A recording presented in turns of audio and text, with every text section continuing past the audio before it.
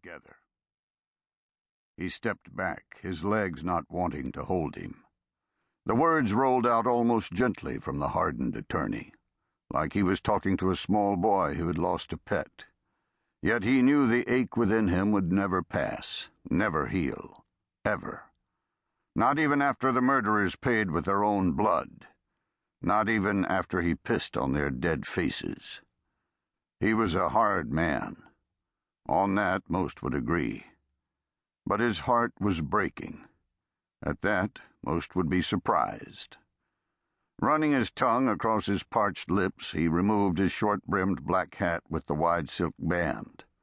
Long white hair shivered across his shoulders. He wiped his leathery brow with one end of the long silk scarf wrapped twice around his neck, and returned the hat to his sweating head.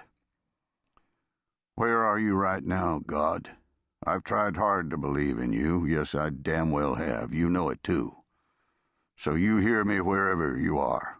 Understand?" He straightened his slumped shoulders. "By my blessed Seti's soul, if it's the last thing I do on this land, I will find the bastards who did this, and I will kill them." His lower lip trembled, and he bit it to keep the agony from overpowering him. "Jacob, my dear son, and Mary Ann, his beautiful lady, you heard me swear it. So you rest easy now. I'll settle this for you. I promise." Jacob and Mary Ann Tillman smiled at him from memory. Abruptly their countenances became wretched, bloody bodies, as he'd found them only 2 hours ago.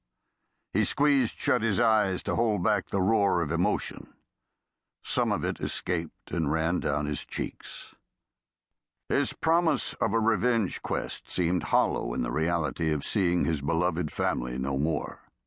Unable to restrain himself any longer, a wail burst from his mouth and tore into the morning air, more like the cry of a badly wounded animal than the sob of a distressed human.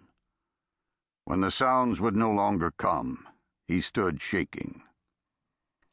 Most Colorado folks in 1880 thought an older man like Bass Tillman should be sitting on a porch, enjoying his pipe and a good rocking chair. Most likely they would have thought it, not said it, at least not to his hard face. Too many knew of his reputation as a gunfighter from years before, as well as his intense presentations to juries as an attorney. So far, he had refused to close his law practice in town, especially since his son had accepted the duties of a part-time deputy. The old attorney took a weak step backward, wobbling, his always tanned cheeks awash in tears. "Bass, you stupid old man. You should have been here." Using his own name when talking to himself was a habit that had become more pronounced after his wife's passing. "Jacob said he had something important to share with you, Bass. You should have guessed it meant trouble." His mind slipped to yesterday when his son had told him that he couldn't have lunch with Bass and his business partner because Sheriff Babbitt needed the young deputy's help.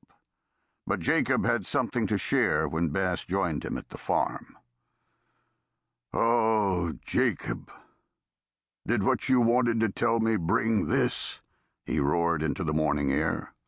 "Why didn't I ask? Why didn't I ask?"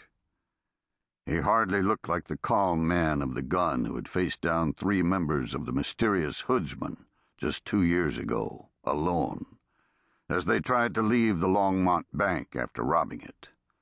2 were killed, the 3rd escaped. The town's money was saved. Even though the gang itself continued to plunder the region, they gave the town a wide berth from that day on. Bass Tillman grimaced, fighting for breath that wouldn't come. He gagged and staggered sideways. New air burst through his anxiety like water through a cracked dam. His entire body shook.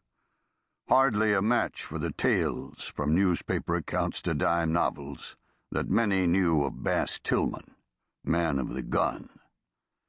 His gunfights and the hiring of this ability to cattlemen in need of protection were well known. His 2 close friends in those glory days, Frank Schaefer and Emerson Holt, were nearly